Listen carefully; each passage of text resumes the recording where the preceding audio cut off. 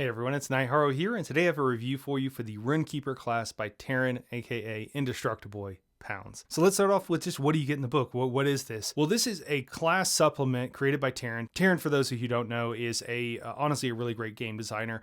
And what he gives you here is not only the classes, I think he gives you an entire magic system. There are well over 100, I think closer to like 150 runes in this PDF that are basically like spells. And they have both a passive and an active effect. And honestly, it gives you everything you need to have an entire new magic system. So if you're looking for a runic magic system for your campaign, if it's something you want to work in as a GM or what have you, honestly, it's here for you. And if you're a player, there's also quite a few options. I would say some of the strongest things going for this supplement here is that it provides you with a ton of role-playing and campaign and world-building opportunities.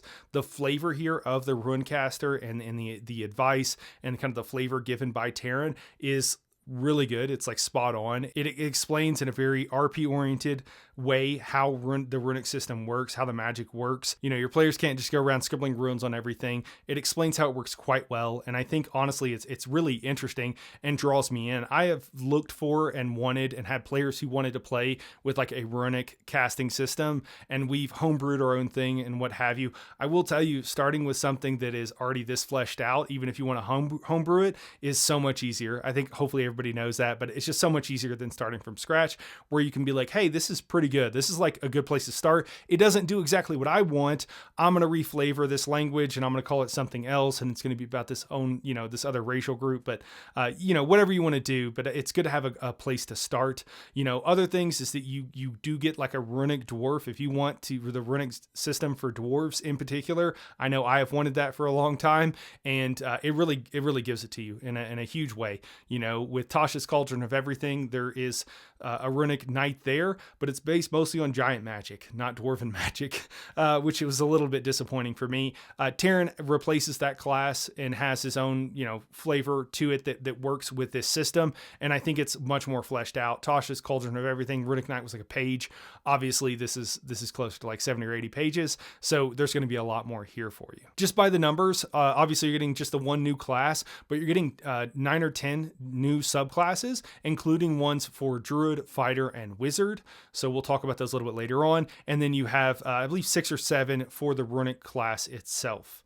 Also, you're getting a couple of new feats, and then, like I mentioned, you're getting basically 150-ish, a little bit less, but new spells. They're runes. They don't feel like spells. They are their own mechanic. I just make the comparison for ease of use. Don't think that it's just a reflavored spell or anything like that. I will make some other comparisons later on to the same thing. Don't think, though, that this is just a reflavored, a simply reskinning. This is much more in-depth. And again, Taron is a very good game designer, so he's done a good job here, as you might expect. All right. Let's go ahead and talk about some of the features of the Runekeeper class, just some of the base features, and then we'll go into the various subclasses, and then we'll talk about for the Fighter and Druid and so forth, and then we'll talk about some really fun and interesting runes towards the end. And then I'll give you guys a summary of kind of what I think the pros or the cons and my take on this after we've kind of talked through everything. So kind of the Runekeeper by the numbers, if you will. So you can inscribe runes, and you can inscribe this on you have a limited number that you can inscribe at any given point, and that goes up obviously as you level up. And then you have the active ability. You can activate the rune for an additional effect. You can give and inscribe runes on other players and other NPCs, even objects. You don't have to be holding it yourself, and you can actually activate it when it's on another player. So this provides some really fun, interesting party synergy situations that could come up. Other abilities that you do get an aura pretty early on. This is arguably a little too strong. You can swap it to, it's called a stance, but it's basically an aura, and you can swap between them. Some of these can be quite powerful. I think one of the things that I would probably homebrew or switch with my personal campaign is probably have a player choose one of these, and then that's it, and not be able to swap it back and forth. I think the utility being able to swap these stances is a little too strong. Also, with the subclasses, you do get some other options with these, and we'll talk about those. They can be quite fun, really interesting, more so than just your plus attack or more damage or more protection for your party. As you would expect, there's a lot of those in here, but there's additional ones that for the Goblin class, for example, that can be quite fun. You also gain the ability to read and write, later on speak, all languages or most languages or more languages, depending on what level you are. So that is one of the benefits of this class. The thing is, in a hack and slash campaign, that's not really going to come up usually too much. And then in a more more in-depth kind of long form campaign, I don't love these kind of abilities as much. It's kind of a way of just being able to hand wave and ignore the fact that everybody's not speaking the same language. And if you're doing a more RP focused long form campaign, you might want that to actually be a point of contention and a point in the plot. So it could be something else. It's not really a big deal. I think it's really put in here so that the Runekeeper can learn all writing, and I really like the flavor of it, of them like going and searching for ancient and hidden knowledge and finding more runes along the way, which is one of the things about the Runekeeper that I also really like, is that as a GM, I can see a lot of ways where I can tie someone's character into the campaign. For players, for those of you who don't know, us GMs, we're always looking, we want to give you rewards, we want to give you, engaging encounters, and whenever your character has a particular flavor and has a very strong, like, oh, this is what this character is about, it makes our job very easy. And so for the rune caster, you put a trap and then it's a rune, and then maybe your Runekeeper can learn that rune, and now they have added something to the repertoire. You kind of have, it's not a physical spell book, but you kind of have a limited number of runes you can know at any given time. But that's one way we can give you a reward that isn't imbalancing to the game. And there's many other ways you can kind of work this in to your campaign, including, just having a whole entire civilization that just uses rune magic. And now you have all the rules and everything for that can really make it make sense. And honestly is one of the best parts of the supplement for a GM. So just to run through this, what we just talked about. So at 2nd level, that's when you get your stance, which is your aura. And then at 15th level, it becomes larger. It's 10 feet to start off with, and it becomes 30 feet at 15th level. 3rd level, you can detect magic. It also says you can interact with magical devices without triggering them. This to me seems a little bit overpowered for a 3rd level ability. It basically seems like you can eliminate all traps. I'm not sure what was going on here. I probably would change this personally myself, or limit it in how the scope of it works. At 5th level, you are able to more easily cast runes. At 9th and then 20th level, you can actually inscribe multiple runes on an item. At 9th level, you can inscribe a 2nd one, and then at 20th level, you can inscribe a 3rd rune on an item, and you can actually activate all 3 of those at the same time. At 9th and 20th level, you can dual and then tri-cast your runes with their active effect, so you can use 2 and 3 runes at the same time. I believe they have to be on the same object. And then at 11th level, your runes, so normally whenever you die or whenever someone dies, their runes lose effect, lose power after a certain number of days. At 11th level, they stay there permanently, even if you die.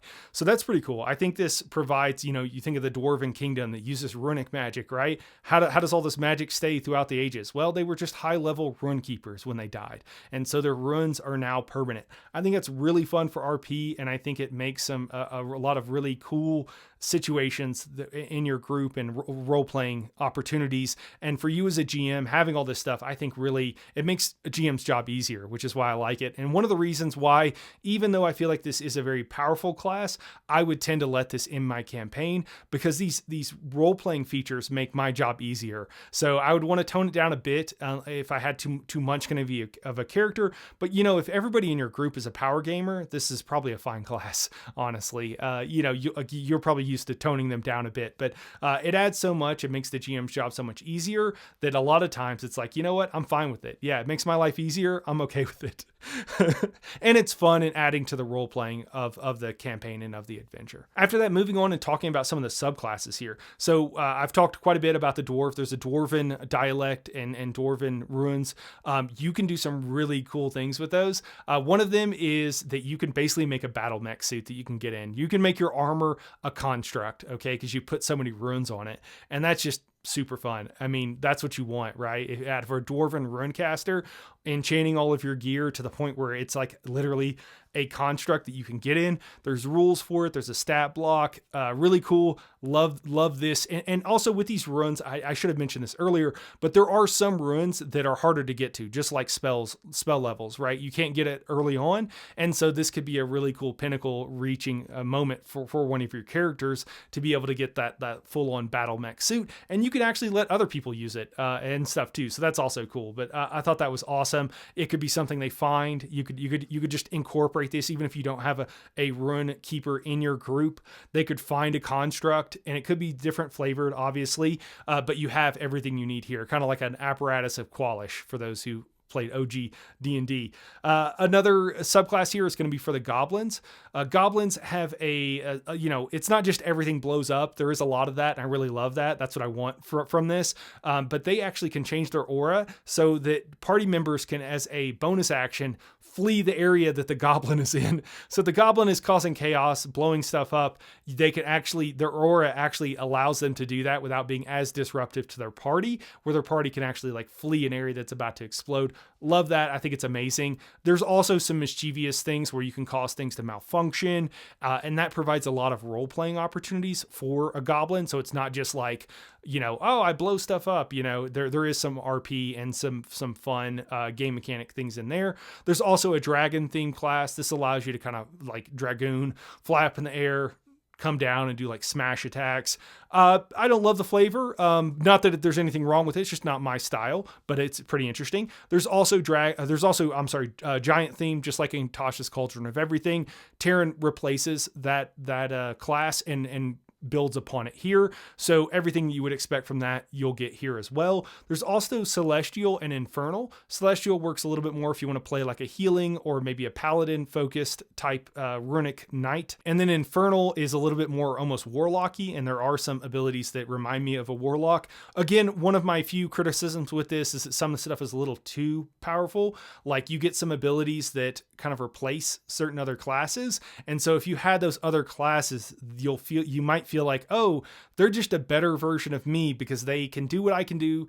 And they can also do other stuff that is, that I can't do. So it kind of feels like the utility might be a little too high on this, not necessarily power level in all situations, but a lot of times it's utility that it seems like could be the issue. For additional subclasses, the Druid, there's a Sage of Ruins. This allows you to erect large stones with runes on them. Think Stonehenge, right? That kind of thing. They work on purifying land, purifying territory. I think this is really fun for RP purposes. How this game mechanic would work and the various things, I would have to play test this. And there's more to everything that I'm talking about. I'm trying to give you a brief overview, guys. Okay. There's a lot to each one of these things. And there's also role-playing paragraphs and stuff like that kind of gives you the flavor of these classes much more than I'm giving you in this short time. For fighter, it's the Ruin Knight, so that replaces, like we said, from Tasha's Cauldron of Everything. And then for the wizard, it's the Order of Invocation. This mostly allows you to use your active part of your runes with spell slots, so you can activate your runes like twice as much as you otherwise would be able to. So it's more of like an active rune caster here with the wizard Order of Invocation subclass. So that's it for all the subclasses. Another thing that I will note about Taron and his builds whenever he makes them, his subclasses feel like their own class. Even though they are like they keep the role-playing part of it, they will play vastly different, much more than 99% of the standard material you'll find out there, right? Terrans feel vastly different. If you go with like the Dwarven, Runecaster, you could be a frontline tank pretty easily. If you went with something like Celestial Infernal, you could be much more a range damage dealer kind of thing. So just realize that there's a lot with the subclasses that Taron usually builds in that makes it an entirely different, or feel almost like an entirely different class. Now, as far as the list of runes here, I'm just going to go through the languages. Again, there's 150. I can't go through all of them. There is Abyssal, Celestial, Draconic, Druidic, Dwarvish, Elven. I'm running out of fingers. Elven, Giant, Infernal, Primordial, which is like Earth, Wind, Air, and Fire. And then Thieves' Cant. There's actually a Thieves one, which is really cool. I like the idea of like a secret language of thieves that, like, as someone called Night Haro, that actually is magical. I think that's a really cool, fun flavor. I assume it was stolen from somebody else and then adapted. Some cool runes here from the Dwarvish. Whenever the friend rune, whenever you cast this on an item, it basically, like a weapon that you throw, it returns to you. So this is basically like a loyal weapon. The fact that it's the friend rune, like as a GM, longtime GM, I think of that and I'm like, oh yeah, that weapon's going to gain sentience. This is going to be your primary weapon. You cast friend on it, and then, it literally becomes your friend. absolutely something that I would want to work in. And there's a lot of things like that in here, as well as all the typical stuff like elves can lighten their armor and make their arrows fly more true. Everything you would expect, for giants, it's the various different damage types and all that kind of stuff. For the goblin language, there's a sabotage rune, so you can cause them to fail various checks. I really like this mischievous like part of this. This could be useful in content, but it could also be used as just like a fun role-playing thing.